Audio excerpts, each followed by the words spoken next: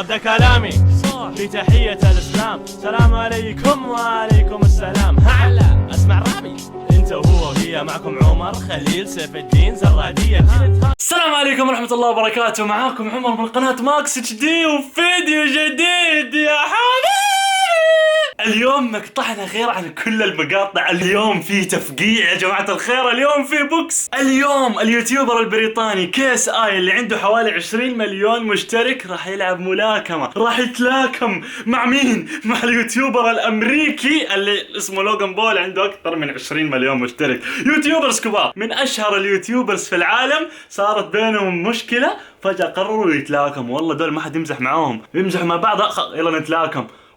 اليوتيوبر المعروف البريطاني كيس اي كذا فجأة قرر يتلاكم مع اليوتيوبر جو ويلر. الكلام هذا قبل كم شهر. فمن جد دحين اليوتيوبر الاجنبي طالعين بالحركه هذه. قال لك بيني وبينك مشكله يلا نتلاكم. يو هذا من كذا. اصلا حتى الملاكمين قاعدين يفكوا كاي على اليوتيوبرز اللي يتلاكموا. صارت بينهم مشاكل وكذا وصعدوا الموضوع وعلى بوكسينج. يلا بوكس. الناس استغربت ذيك الفتره قالوا يلا بوكسينج.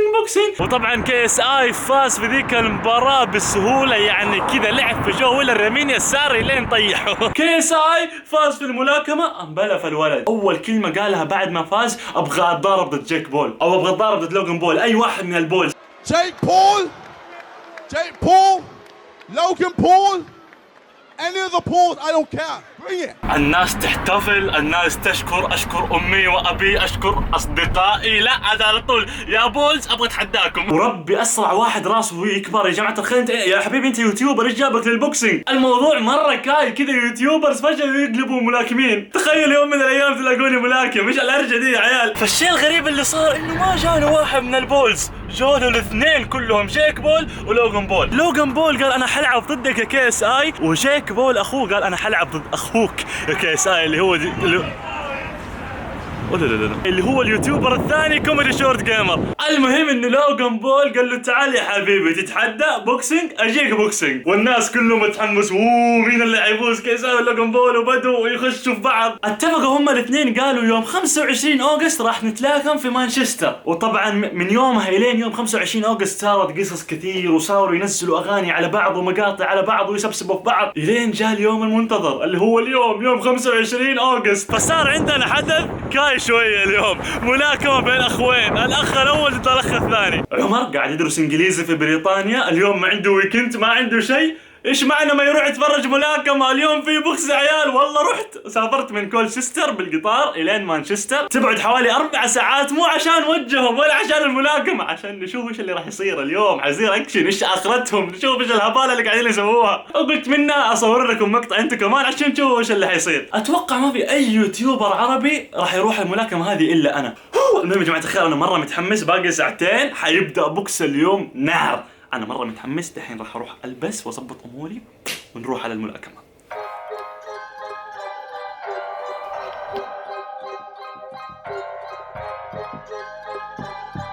وصلنا دوبي وصلت واشتريت التذاكر الحمد لله. وقالوا لي نقطة مرة مهمة.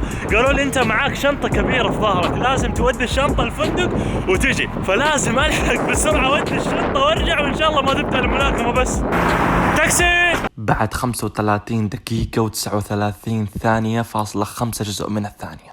لا يرحم امكم لا تقولوا لي حصوف ذا كله.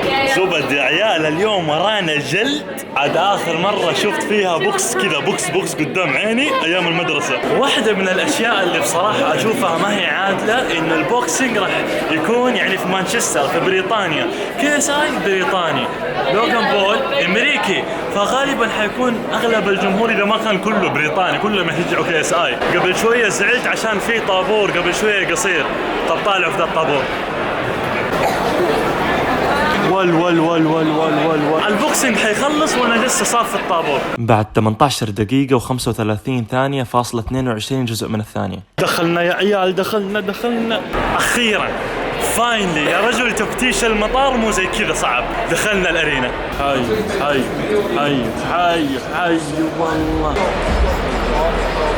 بحكم انه باقي شوية وقت على البوكسينج ويبدأ، خلينا نسأل 10 اشخاص هل هم في صف KSI ولا لوغان بول، ونشوف مين يشجع اكثر. بعد 15 لا خلاص امزح.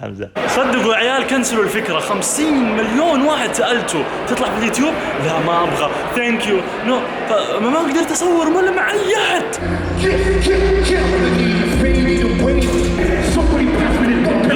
يلا متى البوكس؟ ايوه بدأ الشغل الصح يا عيال. وصل يا عيال، وصل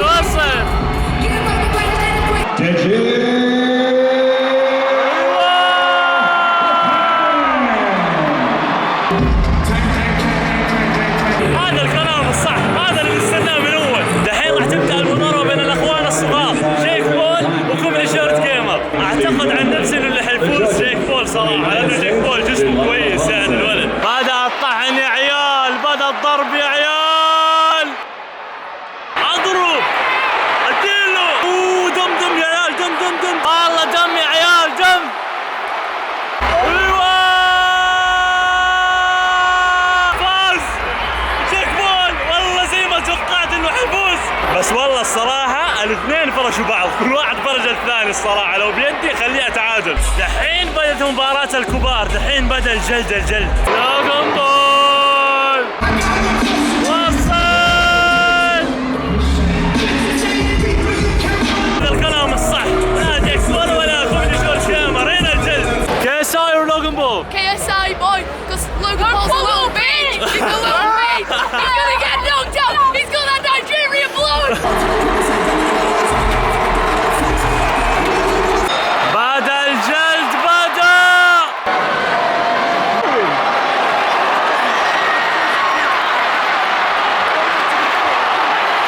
والله المباراة مرة حامية، كل واحد قاعد يجلد الثاني أكثر من الثاني.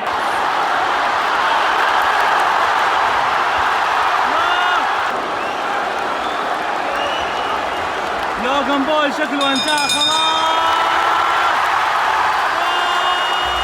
والله سواها KSI فاز زي ما توقعت. والله لوغان بول ما حد قال لك تهايط من البداية، والله ندمت.